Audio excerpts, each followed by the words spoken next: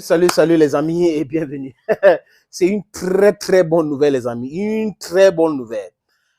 Les Occidentaux pensaient que le Sud global n'a pas compris le message et que le combat restait seulement à l'Afrique. C'est pour cette raison que sur les réseaux sociaux, ils parlent de trolls africains, manipulation de l'Afrique par la Russie. Aujourd'hui, ils ont écouté le discours de Lula à l'Assemblée générale des Nations Unies. Cette fois-ci, les amis, je me rapproche de la caméra. Ce qui s'est passé avec le président colombien, le premier président de gauche colombien, il a fait ça dur aux Occidentaux. Il s'appelle Gustave Petro. Qu'est-ce que Gustave Petro a dit, les amis? Je vais le citer parce que j'ai le texte devant moi. Ils ont oublié que nos pays ont été envahis à plusieurs reprises par les mêmes personnes qui parlent aujourd'hui de lutter contre les invasions. Invasion russe, invasion russe. La Russie a fait ceci. L'Afrique a été envahie par les Européens. L'Amérique du Sud a été envahie par les Européens. L'Asie a été envahie par les Européens. Ces gens ont oublié et le président colombien leur rappelle cela. Ils ont oublié que les raisons évoquées pour défendre Zelensky sont les mêmes que celles qui devraient être utilisées pour défendre la Palestine. Personne ne parle de la Palestine. Le peuple opprimé, qui n'a pas de patrie, opprimé, torturé, divisé, frappé, blessé. Personne ne parle d'eux. Peut-être que c'est pour cette raison que Joe Biden a demandé à Netanyahu de venir à Washington pour le rencontrer. Mais il a dit ça clairement. S'il y avait le même droit pour tout le monde, les mêmes règles pour tout le monde, la Palestine devrait avoir son État. La Palestine devait être sauvée par ces gens-là. La Palestine souffre aujourd'hui des gouvernements des extrêmes en Israël. Et c'est une vérité, les amis. Et le président Gustavo Petro l'a dit à l'Assemblée générale des Nations Unies.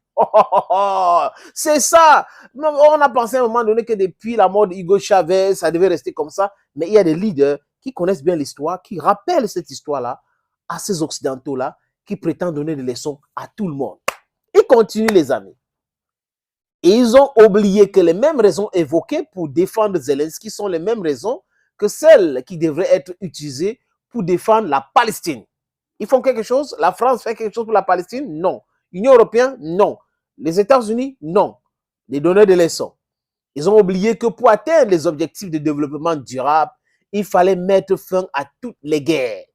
Mais ils ont contribué à en déclencher une parce qu'elle convient aux puissances mondiales. Dans le jeu de trône, dans le jeu de la faim.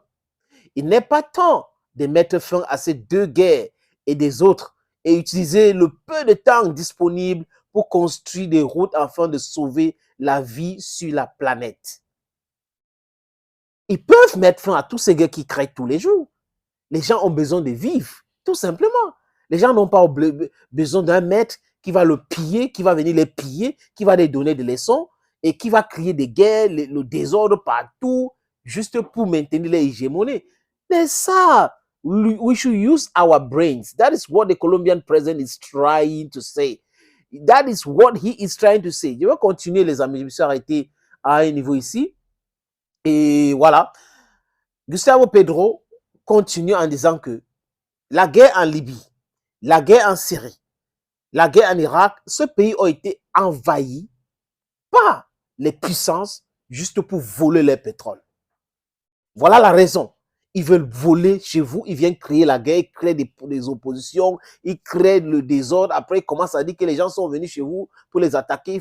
Ils doivent faire la guerre contre ces gens qui sont chez vous. Le but, c'est de déstabiliser, piller ce pays-là. Voilà donc, c'est retourner contre eux aujourd'hui. Ils sont en train de demander au monde entier, oh, aidez l'Ukraine, aidez l'Ukraine. Regardez, ils ont donné le micro à Zelensky qui a gaffé. La Pologne est en train de faire ça dur aux Ukrainiens aujourd'hui. Pas d'un blocage de tout et tout ça. Donc, c'est compliqué pour ces gens. Ça devrait arriver, les amis. Et je dis encore, bravo au président colombien. Oui, il sait comme nous tous, le Sud global, que la guerre en Libye, c'était pour détruire l'avenir de l'Afrique. C'est pour le vol. La guerre en Syrie, c'est pour le vol. La guerre en Irak, c'est pour le vol du pétrole.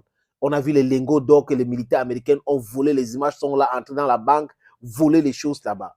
Tous ces guerres que les Occidentaux créent, c'est pour créer la famine et maintenir le sous-développement. Et le président colombien l'a dit, et il a dit clairement. Merci beaucoup, monsieur le président. Les autres présidents devraient suivre cet exemple. Heureusement aujourd'hui que la jeunesse du Sud global, qui pèse plus de 75% de la population mondiale, a compris ces messages. And there is no turning back.